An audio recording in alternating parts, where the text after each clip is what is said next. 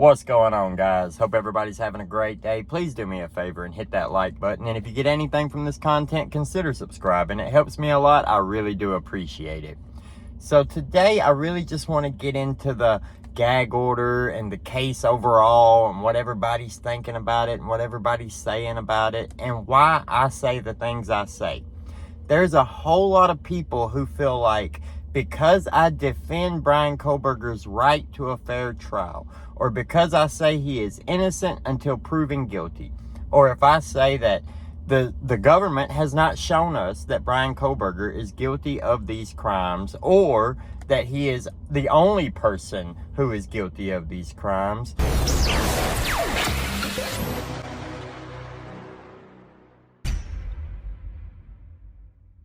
There are so many theories going around on the internet about what happened, why this happened, why that happened. And a lot of it is just made up garbage, right? But it's all based off of things people have said, things that's going on. And the reason the gag order seems to be such an issue in this case is because there is no truth to power. Like, there's a lot of people, like myself, like Harsh Reality, who we go through and we discuss the things that's being said and we try to make sense of what's being said about the case, what other people are saying, right?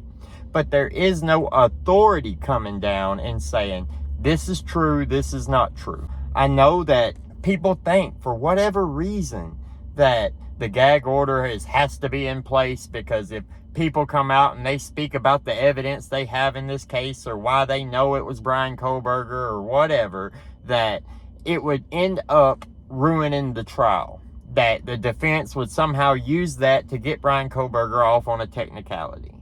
I would like for you to give me an example of what you mean, because I've pointed out in the comments that Derek Chauvin, George Floyd, y'all remember that case, you know? That guy got a fair trial. He was found guilty of murder. Now, everybody's going to have their, inputs on whether he was or wasn't guilty. But the fact of the matter was he knelt on the man's neck. The man was telling him he couldn't breathe. He did not get off of him, right? If that hadn't happened, he wouldn't have been found guilty. But he did. He showed no regard for human life. And he killed this man on video while people were screaming at him. Now, the people screaming at him, yeah, I know, right? Like, none of it was a good situation. But he made a bad choice. He killed somebody.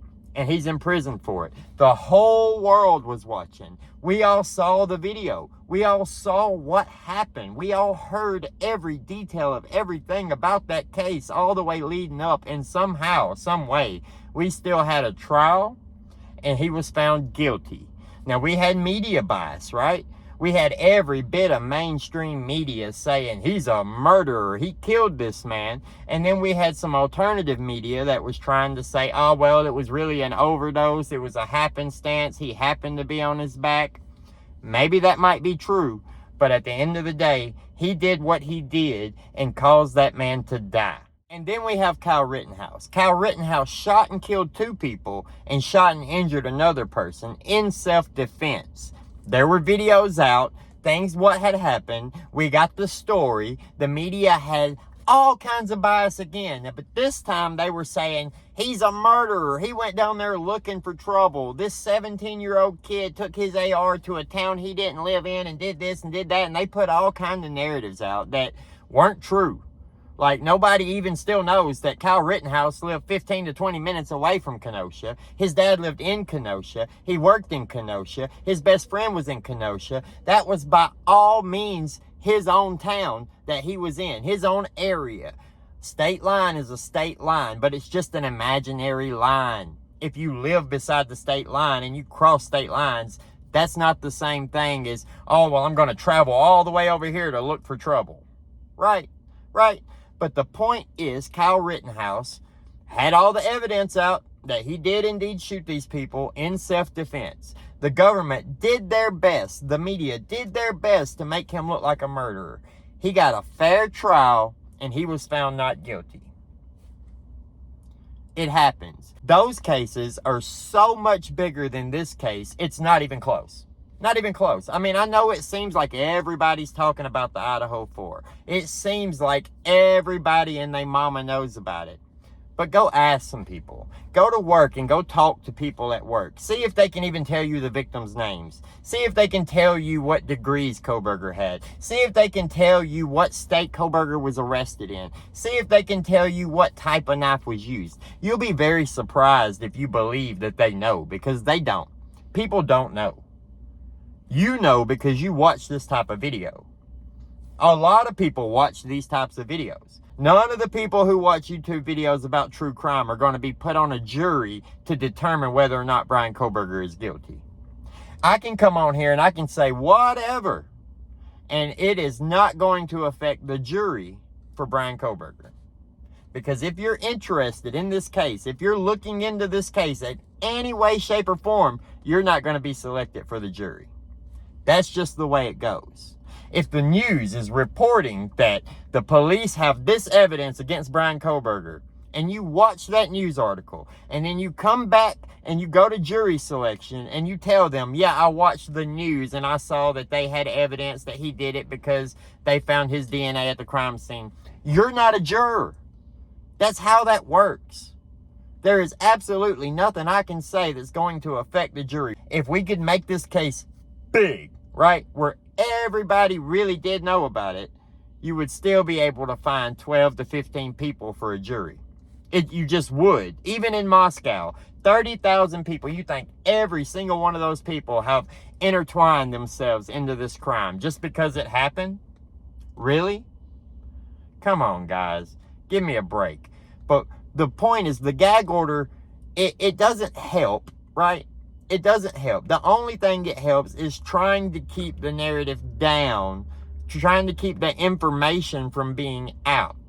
But I don't see how that helps, because anybody who wants to find information about Bryan Kohberger, they can get online and they can search it. And if they're the type of person that's going to get online and search it, they're not the type of person that's going to be on the jury. You feel me? Come on, people.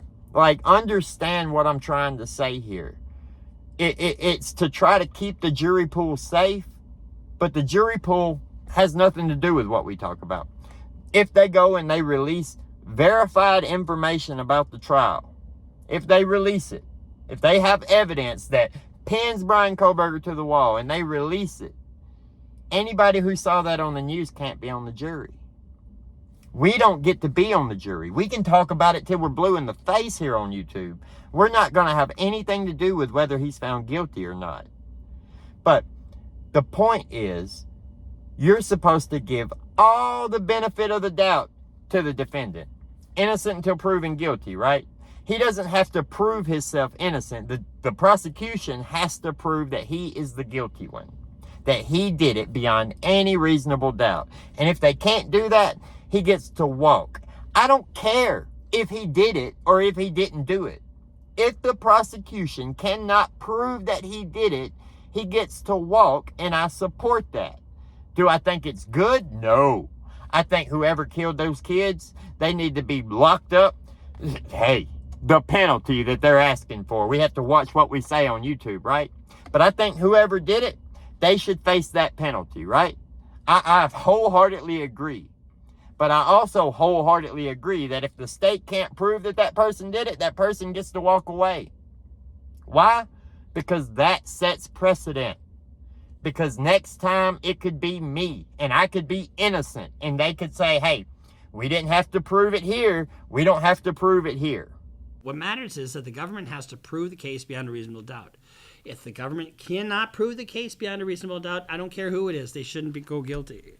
Without any verified information coming out, all we have are rumors. All we have are leaks. All we have are speculation and theories. How's that good? How is that good? Anybody who would hear the verified information, they're also hearing the rumors. So if they've heard the rumors, they can't be on the jury. I'm trying to hammer this home so people understand. Please quit saying, oh, well, it's because of this or because of that, or it could ruin the case if they come out and say that, hey, yeah, we have Bryan Kohberger bloody on video somewhere, or we have the victim's DNA at his home, or we have more of his DNA at the victim's home, or we have another witness here, or we have an accomplice. How can that hurt the case because the public finds out? I'm seriously asking. I'm not trying to be an asshole. I'm not trying to be mean. I know a lot of people get confused. They think I'm some nice person. I'm not a nice person. I'm a respectful person. I'll give you respect if you give me respect. But if you be hateful to me, I'm an asshole. But I'm not trying to be an asshole. I'm asking a simple question.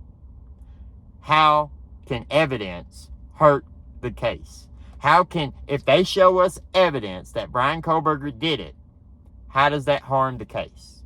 How does that help Bryan Kohberger in any way? If the public believe he did it. That would lead you to believe now, right? Since they won't release that evidence, that most of the evidence doesn't point to Bryan Kohberger, right? That's where it leads me to believe. I'm not saying he's not guilty. I'm just saying he hasn't been proven to be guilty. Let me know what you guys think about all this down in the comments below. Like the video, subscribe to the channel to see more. Hit that notification bell so you'll get notified anytime I post. Have a great day. We'll see you later.